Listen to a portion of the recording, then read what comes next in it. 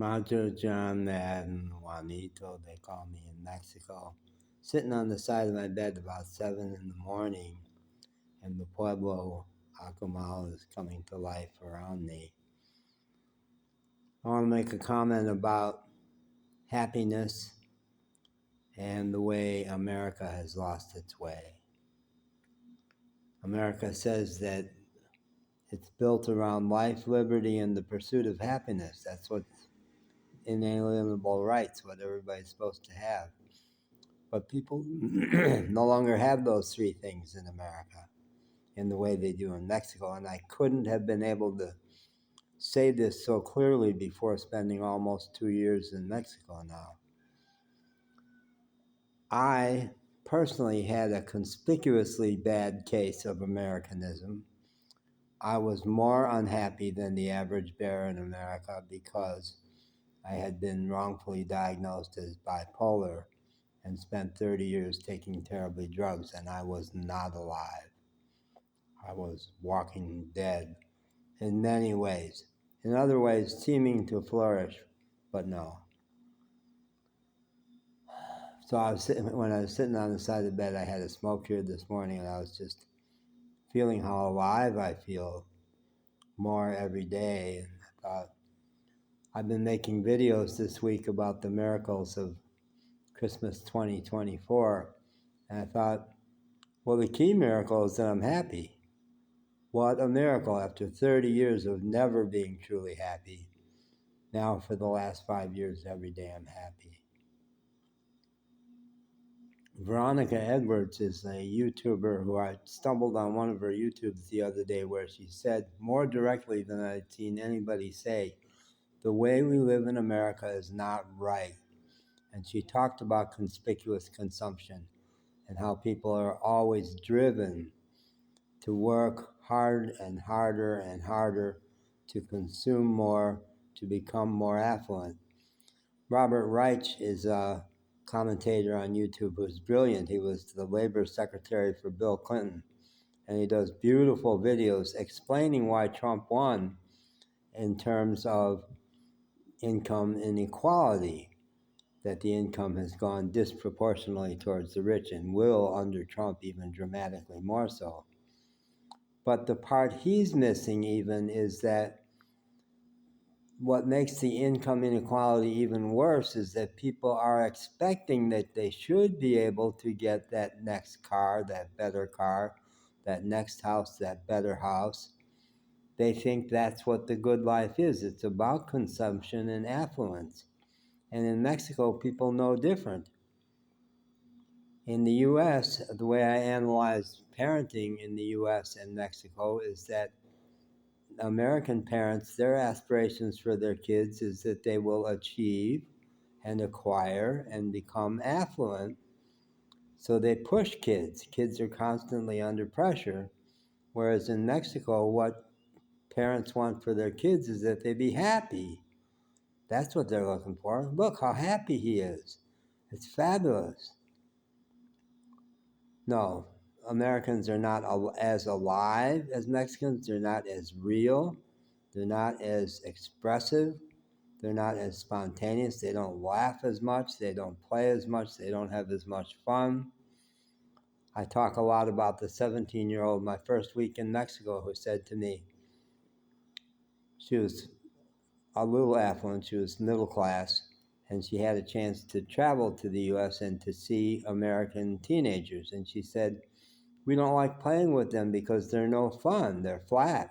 They're like cardboard. They're trying too hard, and they are trying too hard, especially the middle class.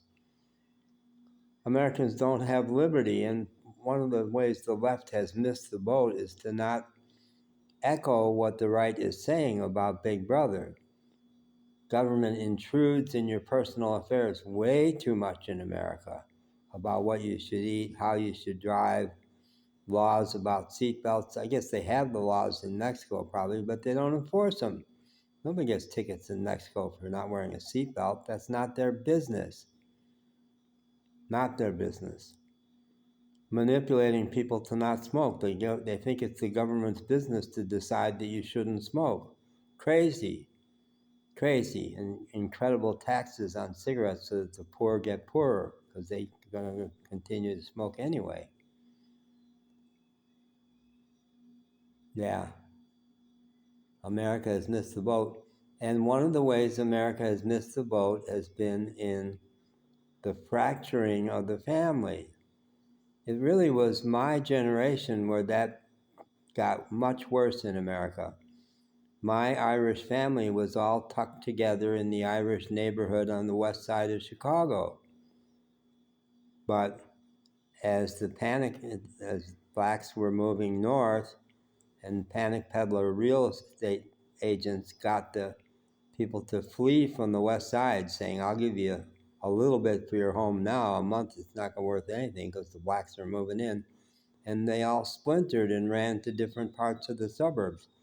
So part of the problem in my family, which was driven by the dynamics between me and my one brother, were driven by sibling rivalry because there was not enough love to go around, because my parents were trying to do it all.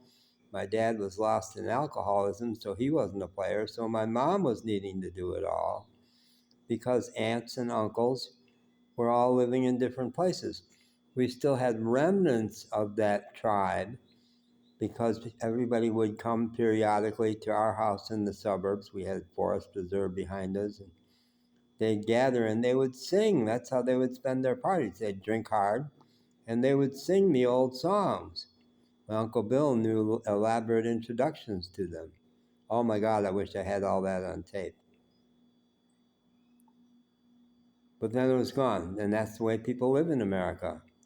Your little box, your little house in the suburbs with no family around you to support you and help you raise the kids and make the kids, give the kids nurturing, extended.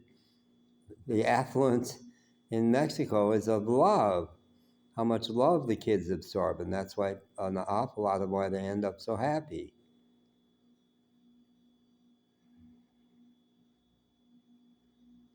Mexico is a miracle, and the U.S. doesn't know it because the U.S. assesses Mexico through their projecting eyes. Well, look, they don't have the nice houses we have. They don't have the nice cars we have.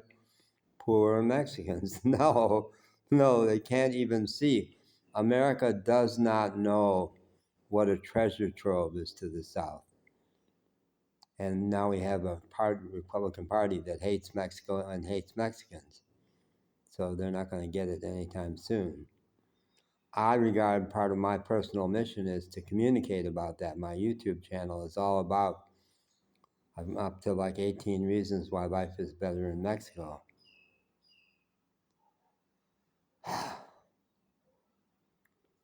In the interest of brevity, and in the interest of my own personal sanity, when I realize I have spoken enough, then it's enough. It doesn't have to be more. I don't have to say everything in one video.